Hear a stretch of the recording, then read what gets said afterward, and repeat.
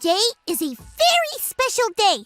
A while ago, I got a letter from my friend Brooklyn. She is running in a marathon. A marathon is when you run a really long way on purpose. Can you believe that?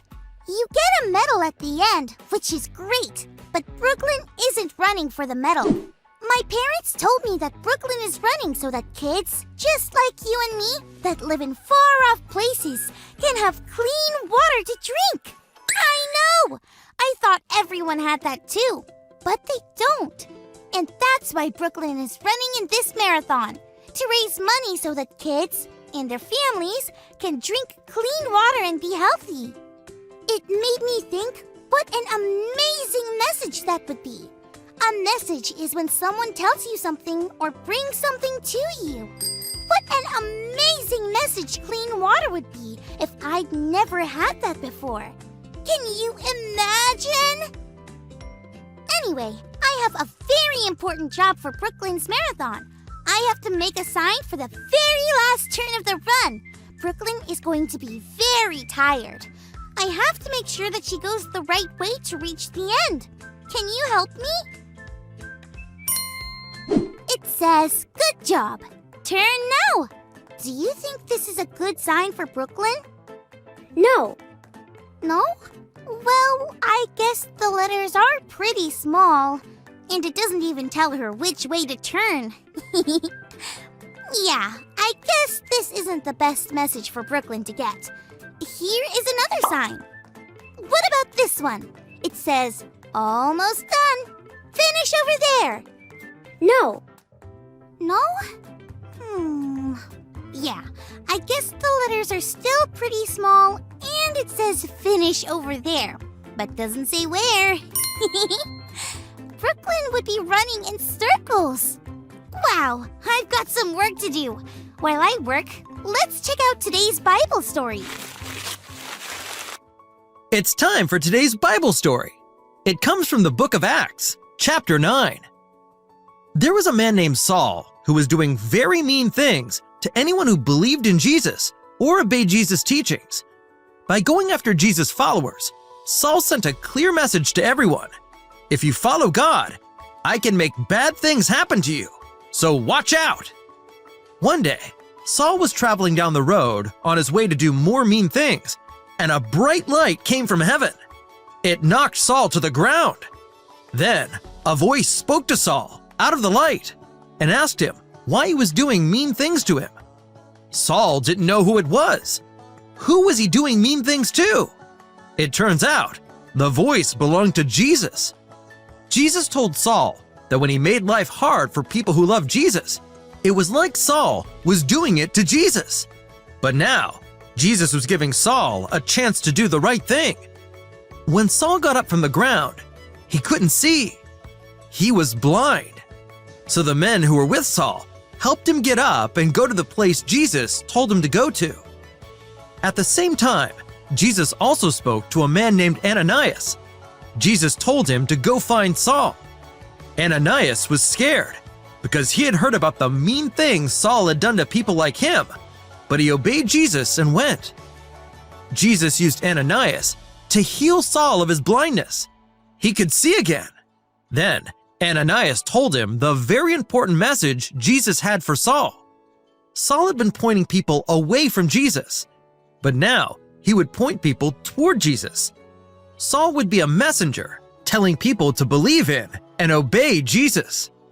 Jesus could deliver all of these messages himself if he wanted, but instead, God chooses to use people like Saul, Ananias, you and me, to deliver these messages, because we are God's messengers.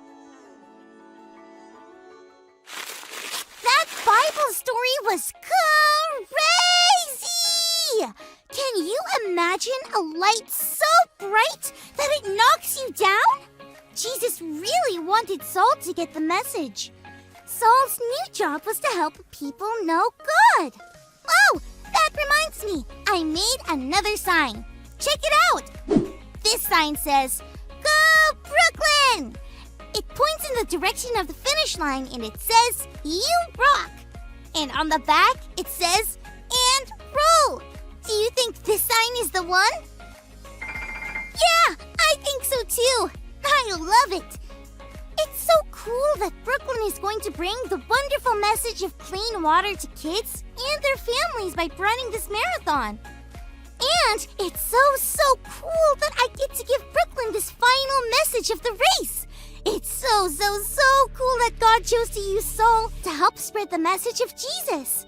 I guess we all have a message to share, huh? Because we are all God's messengers. Let's get to it, friends. I'm off to the race. Wish Brooklyn luck. Thanks for learning and growing with me. Bye!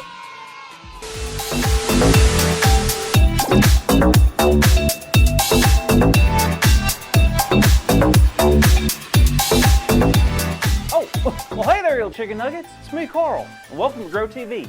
Welcome to Grow TV, hosted by Carl, where we have fun with our friends, talk about Jesus, and go over everything the Bible has to offer. Now, once again, welcome to Grow TV. Hi there, everybody. It is so good to see you. What's that? Oh, this? Well, to be completely honest, I wasn't expecting y'all. You see, all of y'all know that my main job is to host this great TV show called Grow TV. But sometimes when I get the chance, I like to deliver mail, like a messenger. That's right, delivering other people's mail is like one of my favorite pastimes. Something about taking long walks outside, seeing all the pretty stuff in the neighborhood. It's soothing, you know? Also, sometimes people leave snacks on the sidewalk, so... Never mind about that last one. Now you're probably wondering why I love being a messenger so much.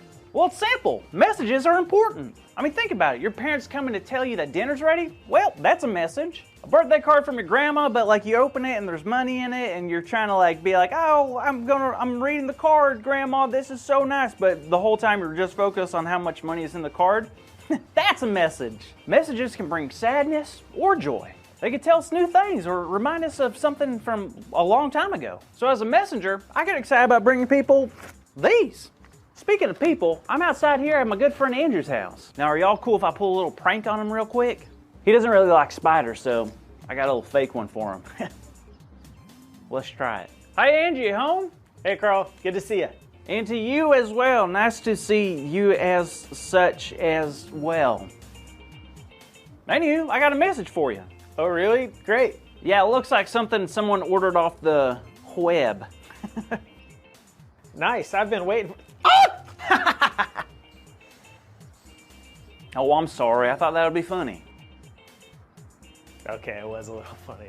But seriously, is there anything for me today? Oh, let me see. Ah, I found one. Here you go. Awesome. Huh. What is it? I'm not sure. It says, we are God's messengers. Huh, that makes no sense. Who's it from? It doesn't say. It just says Acts 9, 1 through 20 on the envelope. Well, that makes no sense. What doesn't?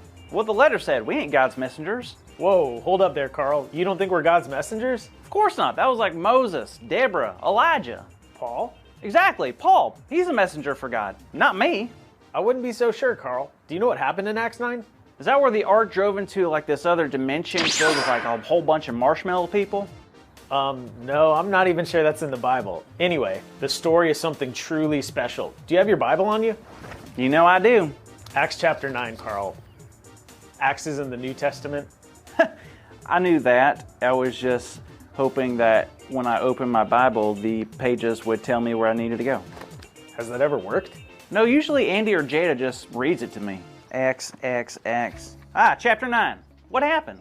Well, the thing is, Saul... Wait, Saul? I thought we were talking about the Apostle Paul. We are. Same guy. So there was a time when Saul was not the nicest to people who followed Jesus. Really? Really, he didn't believe in Jesus at all. And he tried to get other people to stop believing in Jesus too. But one day he was traveling with his friends and God spoke to Saul. No way, what did God say?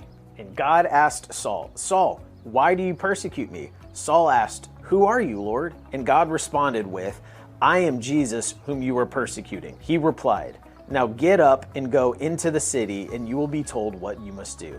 Whoa, I bet Saul was pretty shocked to hear that. That's right. When Saul fell down, he tried to stand up and he couldn't see. He went blind? Yep, so they got up and went to Damascus, the city nearby, and he couldn't see for 3 days. Whoa, that's a long time. Was God going to help him? Of course, but not in the way you would expect. God spoke to a man in the city by the name of Ananias. God told him to go to a house in the city to find Saul, but he didn't want to at first. What? Why wouldn't he want to help someone? Well, if you remember, I said that Saul didn't really like anyone who followed Jesus. He had a reputation of hurting people like that, so Ananias was afraid that he might get hurt too. Oh, I understand that then.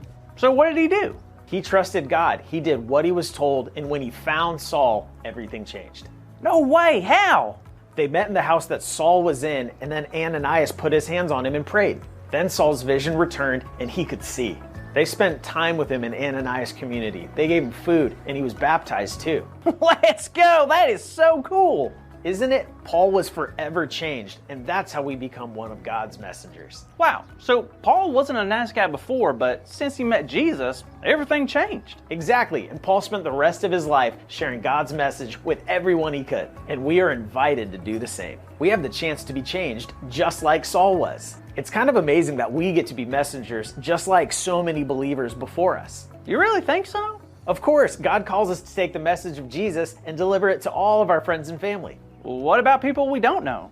Yup, everyone. But don't worry, when we get nervous, we can trust God just like Ananias did. Ain't that the truth?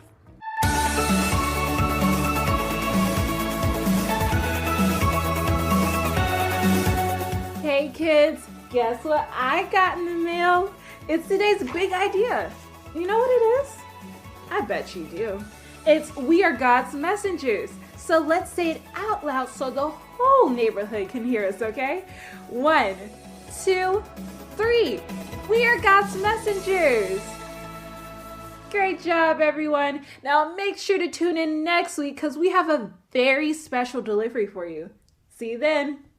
Thank you for watching, and tune in next week for a new episode of Pro TV.